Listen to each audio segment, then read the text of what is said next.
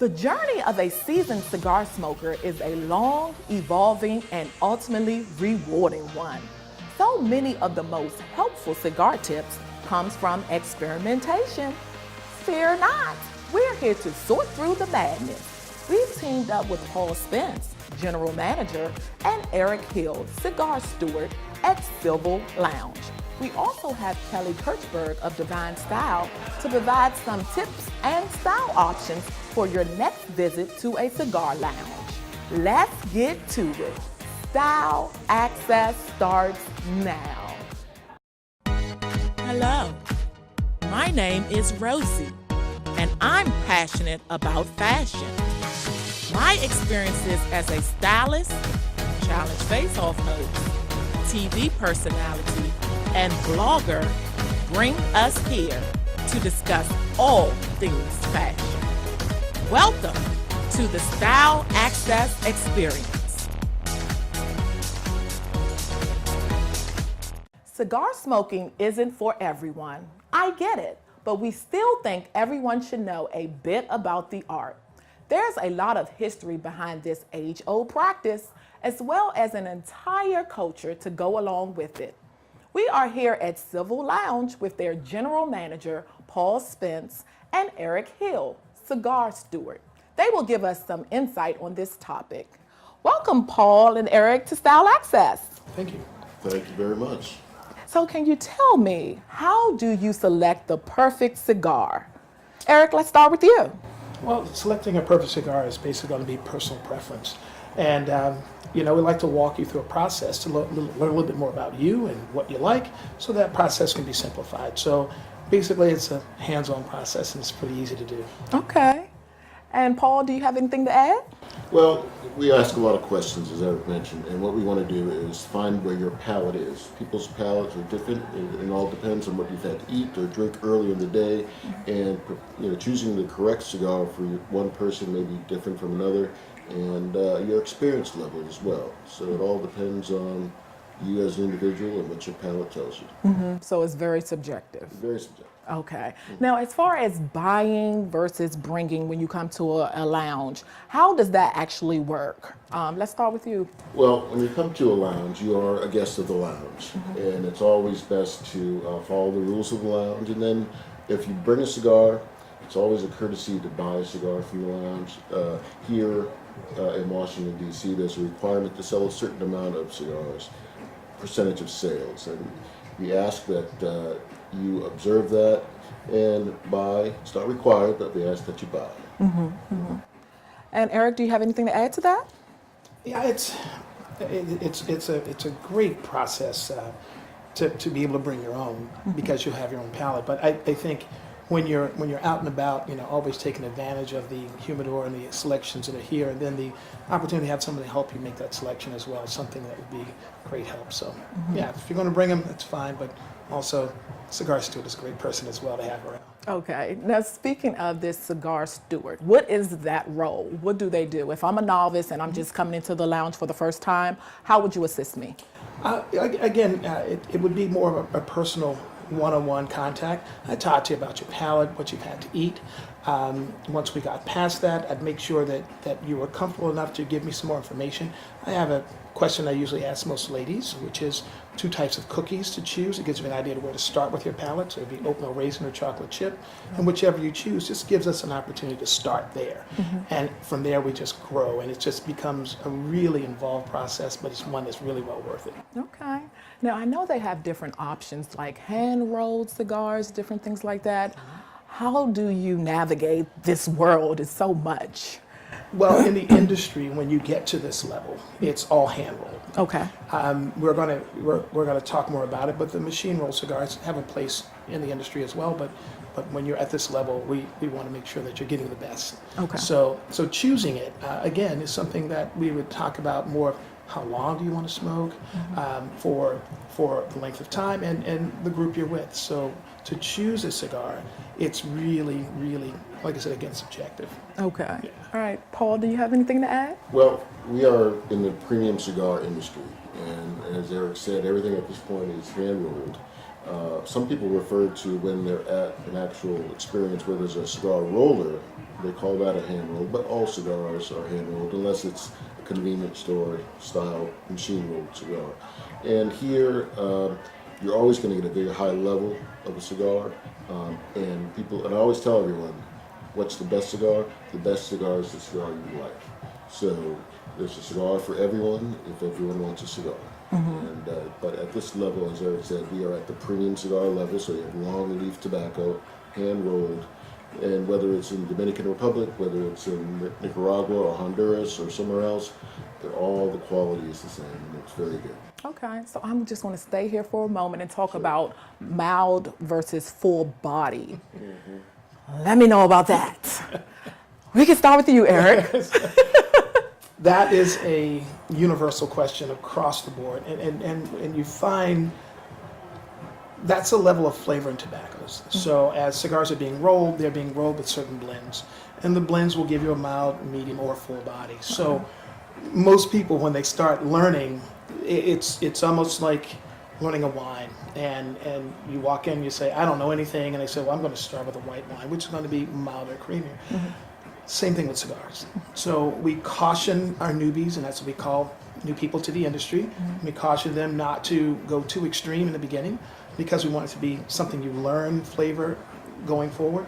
So that mild versus full body is literally two ends of the spectrum. Okay. So we want to start you here and work you there as opposed to the opposite direction. Okay. But some people don't listen to direction. Okay, now accessories. Now, once you're here, you got your cigar selected and you want to, come here, take some home. What accessories do you need to be a good cigar novice or master? Paul? Well, a little history about accessories. Okay. If you go down to Nicaragua, Cuba, or any of those places where cigar is really in the culture, where it starts and begins, you will find the old gentleman sitting on the side of the road with a cigar.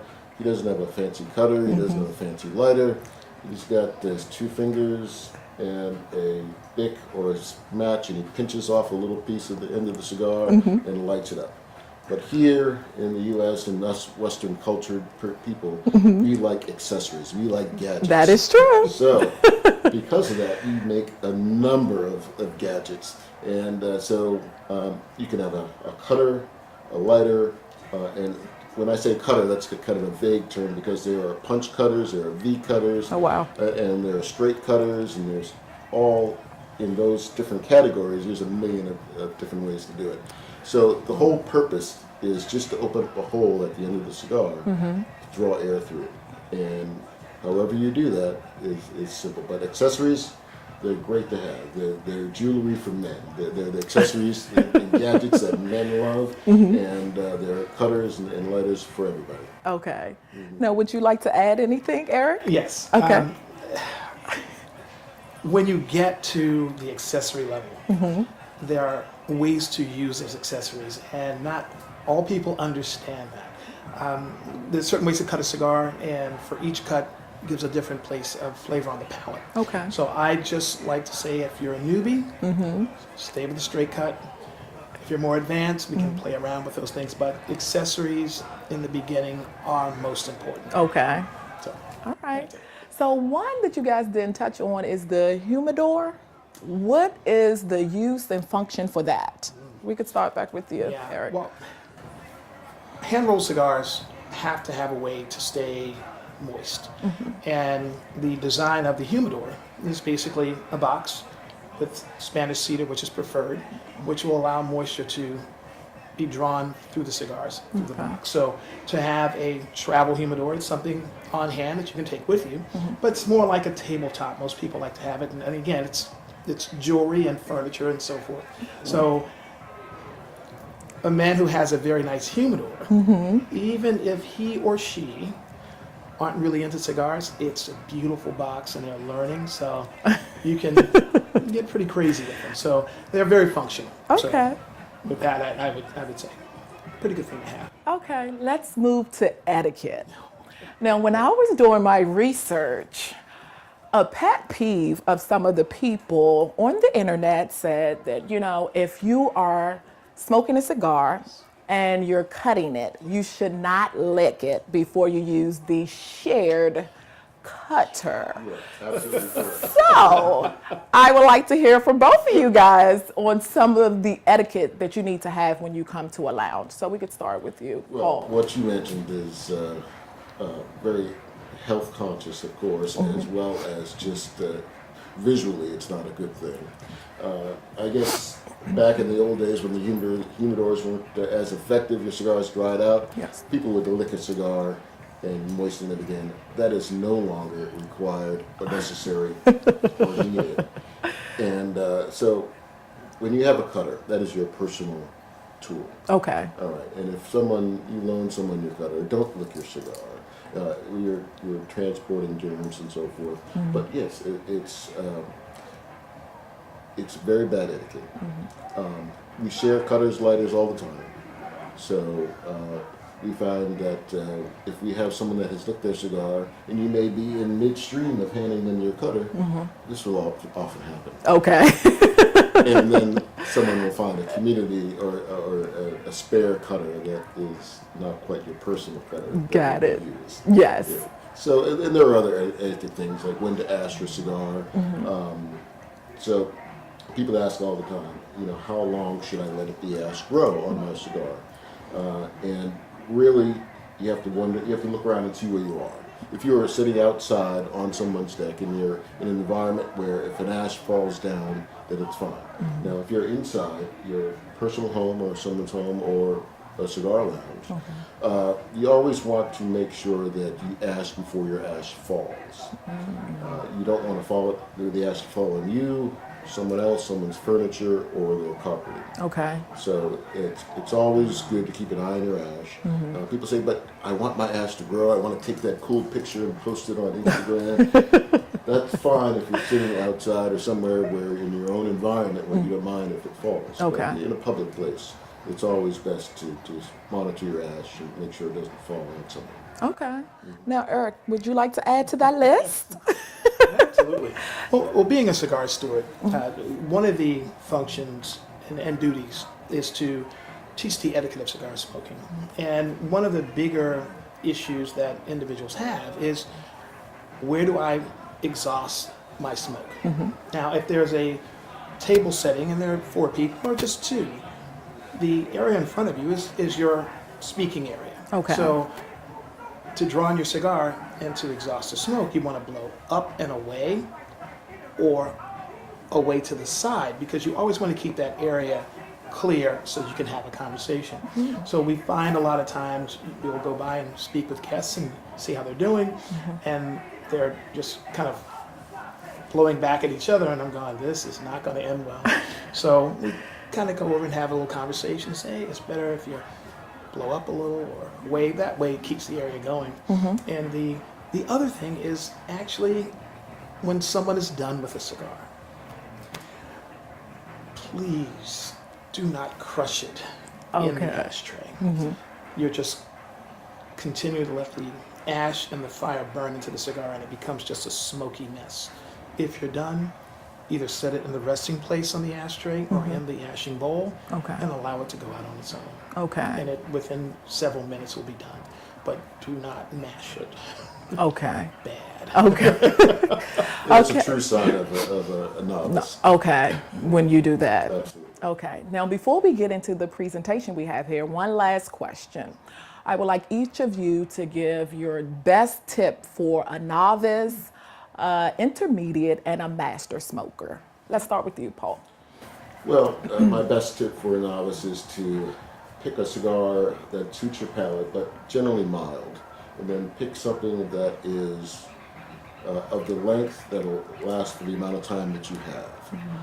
You don't need to grab a big Churchill long cigar if you only have about 45 minutes. Okay. You want to enjoy the cigar fully, so pick a cigar the size for the amount of time that you have. For an advanced smoker, I would always say start with something light early in the day, then as you have more than one throughout the day, then grow and with the body of the cigar. So one, your palate gets a chance to grow and evolve during the day. You don't scorch your palate throughout early in the day. Okay. And it saves your taste buds. Okay. All right. And what about you, Eric? Well, again, being the cigar steward, one of the things that you want to nurture is your newbie. You want to make sure that their experience the first time is one that keeps them growing into the industry, coming back and wanting more.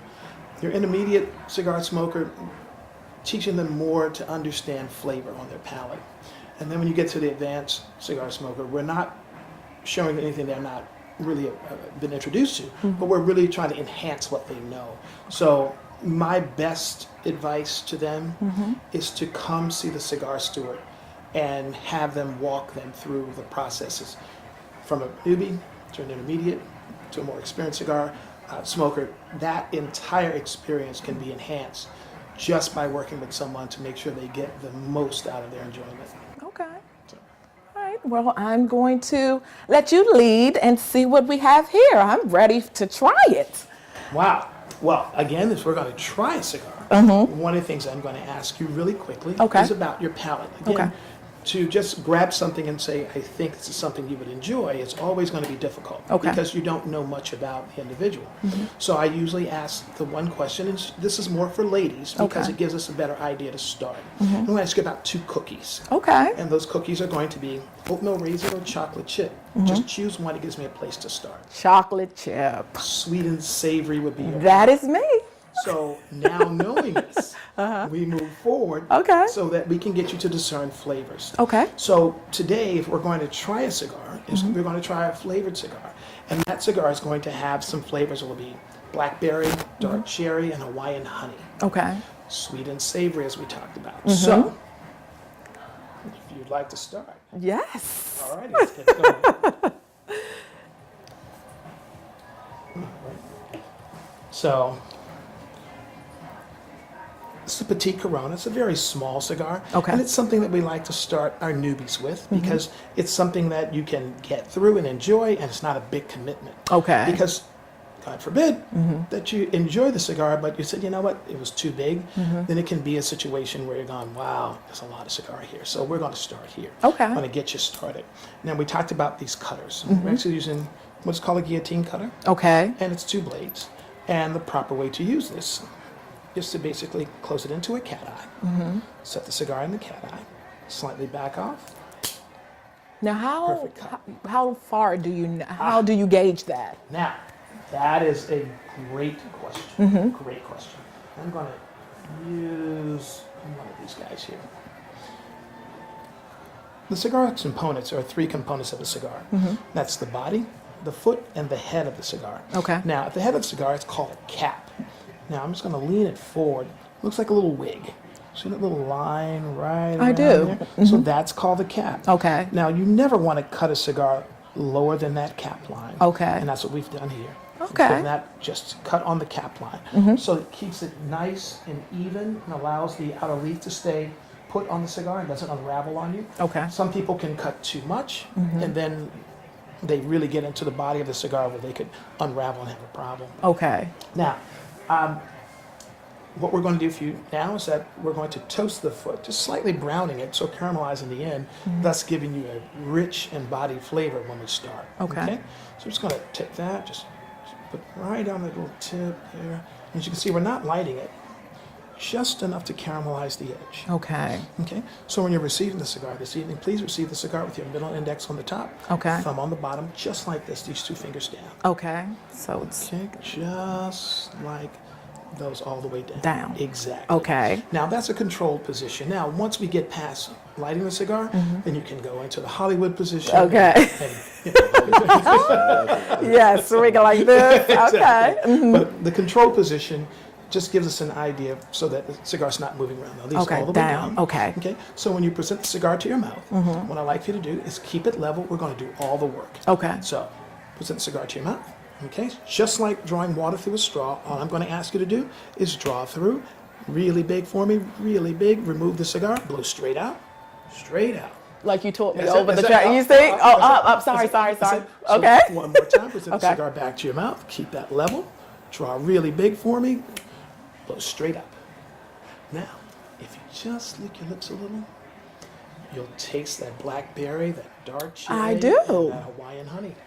So Yes. this is the aha moment. Once we get you to a point where you can taste flavor, now you're a part of the hobby. Okay. Welcome to. Well, thank you. Now, question now, as a lady, what do I do if I get lipstick or just leave it alone? Just leave it. Just leave it alone. Okay. It's your cigar. It's your Okay, cigar. just leave it That's alone. why we don't share cigars. Okay, yes. Okay, so just leave it alone and keep it. Well, I'm gonna take another pull. Is that the correct etiquette? It would be the correct etiquette. Okay. Draw. or Draw, pull. okay. Yeah. Really big. Remove the cigar and blow straight up. Just like that. Ooh, look at that. No, you smoke. Thank you. I You have to appreciate it. remember that you don't inhale. It's all about the flavor on the palate. Okay. Draw it in, roll it on the palate, and blow it out. Okay. I'm enjoying this. Wonderful.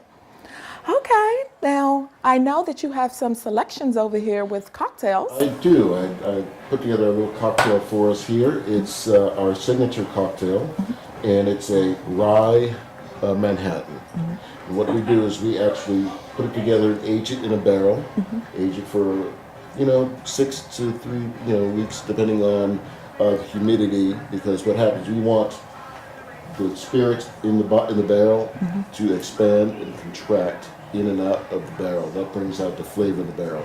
The barrel has been charred, which we go in with a big torch and they char the inside, so it's charred. And what that does is it actually changes and evolves the flavor of the spirit inside the barrel. Okay. So this is a barrel-aged Manhattan, rye Manhattan. Okay. All right. So the ingredients are rye whiskey, our sweet vermouth, and our dry vermouth. Okay. All right. Sounds like it's going to be great. In a regular Manhattan, we usually add a dash of bitters, but with Okay. the charring of the barrel, we get a little bit of that aromatic flavor and aromatic sense from the barrel itself, so we don't need to add bitters. Okay. So to start, we're going to go ahead and put some ice in our mixing glass. And with a rye Manhattan, you get a little bit of a spice from the rye whiskey. You can make a Manhattan with bourbon or rye, but with rye, you get a little extra spice. Okay. Now, when you're doing as far as pairing, how do you pair the exact cocktail with cigar? Well, there's a couple of ways to pair your cocktails and your cigar. You can do a contrast or a complementary pairing. With a contrast, you have more of a smoother, creamier cigar and a spicier or fuller flavored cocktail, or you can do a comparison where you have a sweeter spirit and then a sweeter cigar. Okay. So we're going to do a little contrast for you, and for Eric and I, Okay. we've got another cigar, and it's going to be a little bit of a complementary. Okay. Wonderful. So you've got your spirit in your mixing glass with your ice. You want to chill it nicely. Gives it a nice stir until the outside of the glass gets a little bit chilled, and you know your spirit is chilled. A very integral part of the cocktail is your cherry, of course. All right. These are wonderfully aged in spirit cherries. They're wonderful Italian cherries. And then we're going to go ahead and pour this. And the magic really comes is when you sip it, and then you take a draw on your cigar, and then you taste the comparison and the pairing, and I think you'll be quite pleased. Thank you. You're welcome. Ooh, Excuse sorry. me. I think I pressed. That's perfect. Eric? Salute. Salute.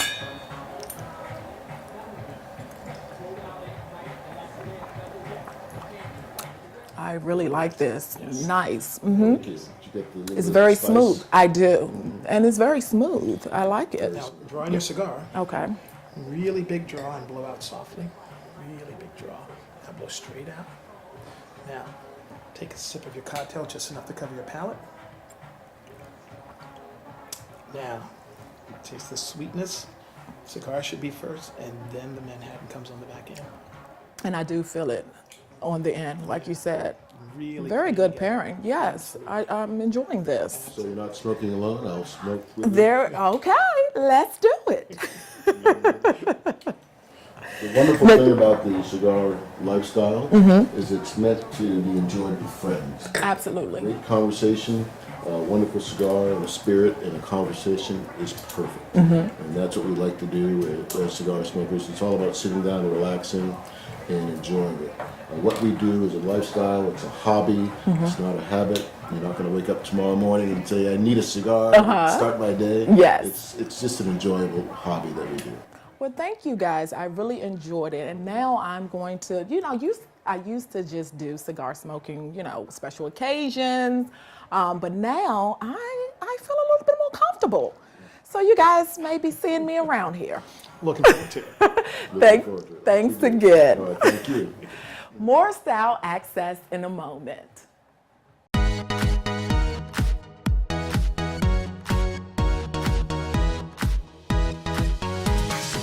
100 years ago, one garment was designed exclusively for cigar smoking. It became a style staple of black tie and evening wear for a night out. We've seen it, we've heard of it, the smoking jacket.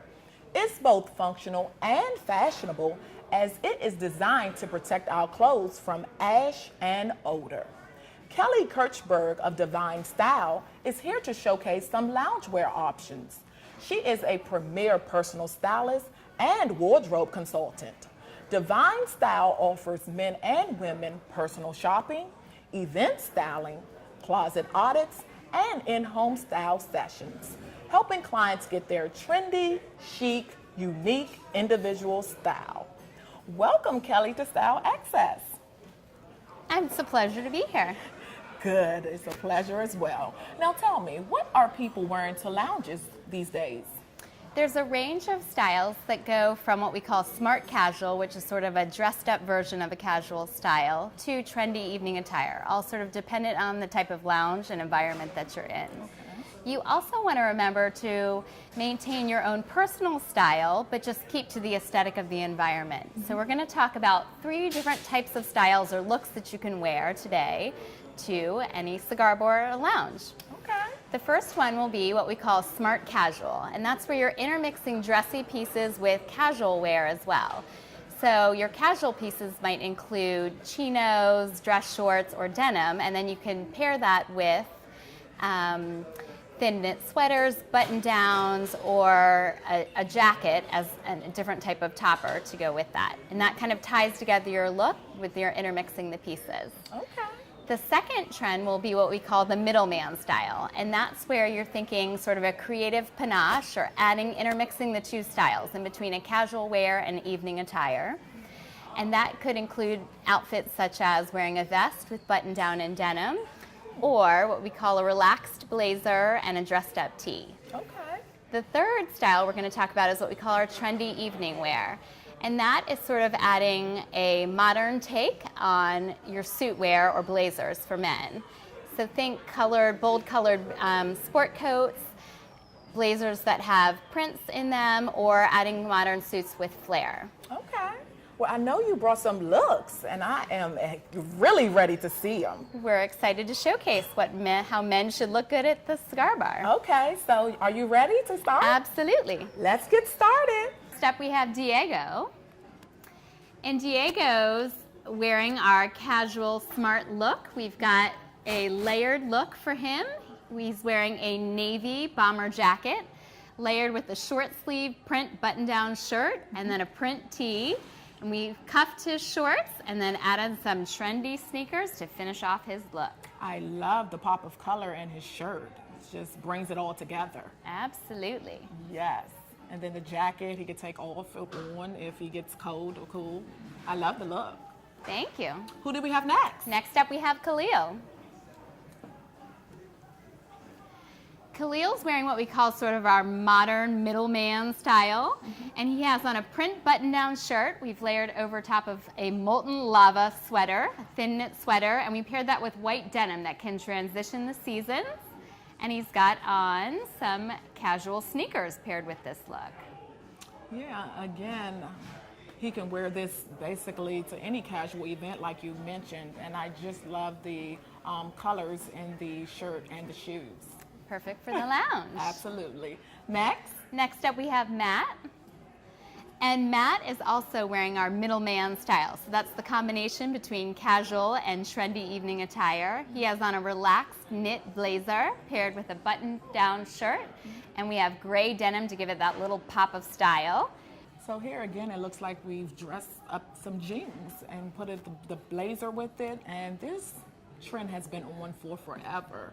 And I guess you can never go wrong with some jeans and a blazer. Absolutely. Yes. Next, we're moving into our trendy evening attire. We have Chad Leone. He's wearing a bright blue blazer paired with a floral button-down shirt, and then our trendy wash denim, and finishing it off with blue suede loafers. I love the loafers. They are nice. And picking up on the color of the blue blazer. Really kind of makes the look pop. There you go. Next, who do we have?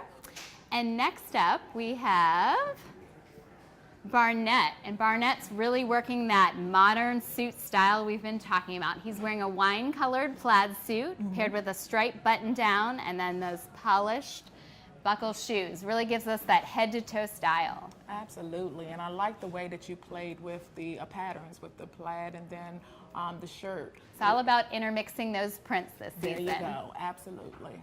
Very nice. So thank you so much, Kelly, for coming. My pleasure. I hope men can take these tips and really use them to know what to wear to the cigar lounge. Absolutely. I think that they definitely will.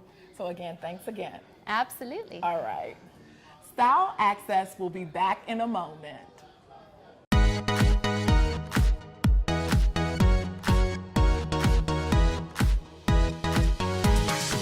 Cigars and how much you like a particular cigar is about as subjective as it gets. What you like, your friend may not. What is flaunted as one of the best cigars in the world may not agree with your palate, or vice versa. There are limitless choices for you in regards to cigars and smoking jackets. So keep searching until you find that preferred one. What's the saying? Smoke what you like what you smoke, or wear what you want. Who cares if they like it? I made up the latter, but anyway, go to styleaccessdc@gmail.com and send us a pic of you smoking your favorite cigar and or in your best lounge attire, and we will share on our social media pages. Also, be sure to follow us on Instagram and YouTube at Style Access Show. Thanks for watching.